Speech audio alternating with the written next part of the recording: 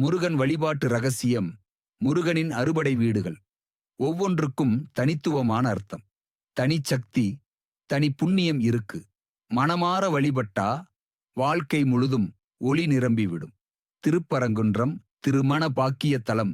இங்கு முருகன் தேவயானையோடு திருமணமானார்.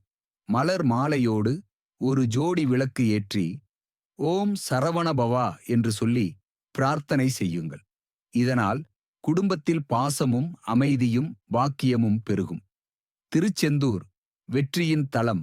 இங்கு முருகன் சூரபத்மனை வெற்றி கொண்டார். கடலில் நீராடி வேல் வேல் முருகன் என சொல்லி பிரார்த்தனை செய்யுங்கள்.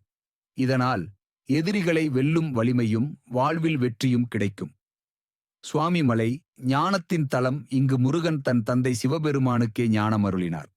காலை நேரத்தில் ஸ்படிக மாலை கட்டி ஓம் சரவணபவா என ஜபம் செய்யுங்கள். இதனால் அறிவும் ஞானமும் மன அமைதியும் பெருகும். பழமுதிர் சோலை ஆசீர்வாத தலம். மலைகளும் மரங்களும் சூழ்ந்த இந்த தலத்தில் முருகனுக்கு பழம் பால் மாலை கொண்டு வந்து நன்றி சொல்லுங்கள். இதனால் வாழ்வில் நன்மையும் ஆரோக்கியமும் செல்வமும் வந்து சேரும். திருத்தணிகை பாதுகாப்பின் தலம். வேல் சன்னதியில் எண்ணெய் விளக்கு ஏற்றி மனமாற பிரார்த்தனை செய்யுங்கள். இதனால் துன்பங்களும் பயமும் எதிர்மறை சக்திகளும் அனைத்தும் நீங்கும். பழனி தன்னம்பிக்கையின் தலம். மலையேறும் ஒவ்வொரு அடியிலும் ஓம் முருகா என சொல்லுங்கள். இதனால் மன வலிமையும் தைரியமும் தன்னம்பிக்கையும் பெருகும்.